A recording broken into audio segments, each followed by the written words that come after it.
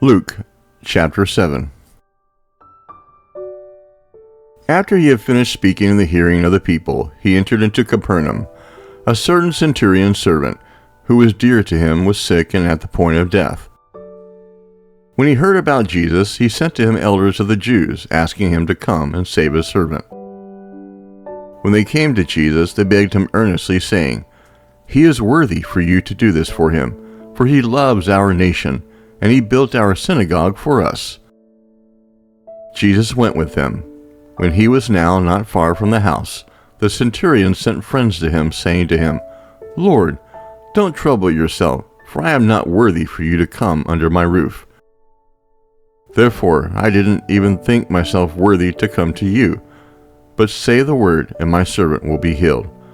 For I also am a man placed under authority, having under myself soldiers. I tell this one, 'Go,' and he goes, and to another, 'Come,' and he comes, and to my servant, 'Do this,' and he does it." When Jesus heard these things, he marveled at him, and turned and said to the multitude who followed him, "I tell you, I have not found such great faith.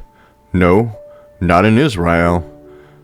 Those who were sent, returning to the house, found that the servant who had been sick was well. Soon afterward he went to a city called Nain. Many of his disciples, along with a great multitude, went with him.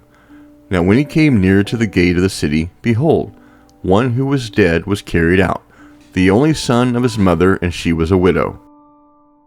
Many people of the city were with her. When the Lord saw her, he had compassion on her, and said to her, "Don't cry." He came near and touched the coffin, and the bearer stood still. He said, "Young man, I tell you, arise." He who was dead sat up and began to speak, and he gave him to his mother. Fear took hold of all, and they glorified God, saying, "A great prophet has arisen among us, and God has visited his people." This report went out concerning him in the whole of Judea and in all the surrounding region. The disciples of John told him about all these things. John, calling to himself 2 of his disciples, sent them to Jesus, saying, "Are you the one who is coming, or should we look for another?" And when the men had come to him, they said, "John the Baptizer sent us to you, saying, 'Are you he who comes, or should we look for another?'"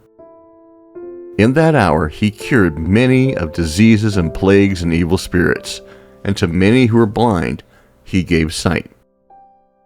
Jesus answered them, "Go and tell John the things which you have seen and heard, that the blind receive their sight, the lame walk, the lepers are cleansed, the deaf hear, the dead are raised up, and the poor have good news preached to them. Blessed is he who finds no occasion for stumbling in me." When John's messengers had departed, he began to tell the multitudes about John. "What did you go out into the wilderness to see? A reed shaken by the wind? But what did you go out to see? A man clothed in soft clothing? Behold, those who are gorgeously dressed and live delicately are in king's courts. But what did you go out to see? A prophet? Yes, I tell you, and much more than a prophet. This is he of whom it is written, 'Behold, I send my messenger before your face, who will prepare your way before you.' For I tell you, among those who are born of women there is not a greater prophet than John the Baptizer. Yet he who is least in God's kingdom is greater than he." When all the people and the tax collectors heard this, they declared God to be just, having been baptized with John's baptism. But the Pharisees and the lawyers rejected the counsel of God, not being baptized by him themselves. To what then should I compare the people of this generation?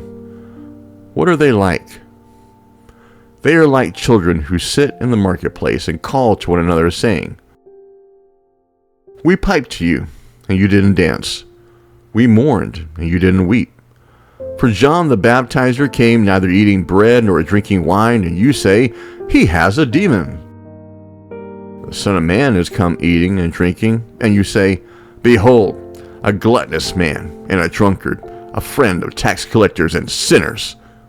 Wisdom is justified by all her children." One of the Pharisees invited him to eat with him. He entered into the Pharisee's house and sat at the table.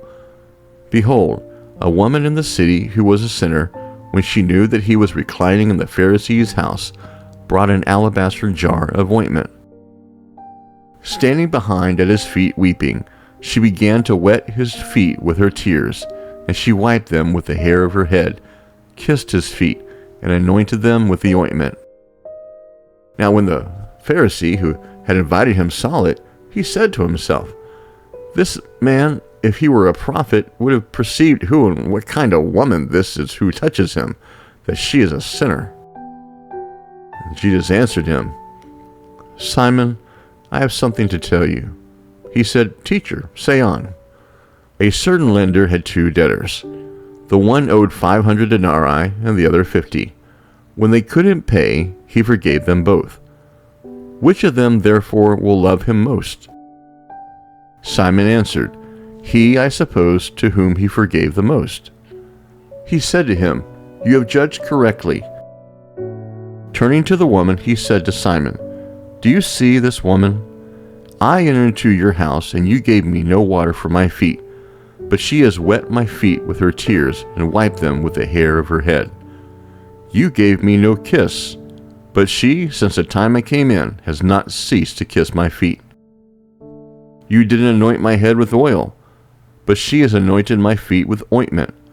Therefore I tell you, her sins, which are many, are forgiven, for she loved much. But one to whom little is forgiven loves little." He said to her, "Your sins are forgiven."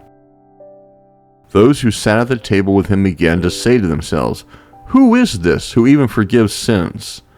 He said to the woman, "Your faith has saved you. Go in peace."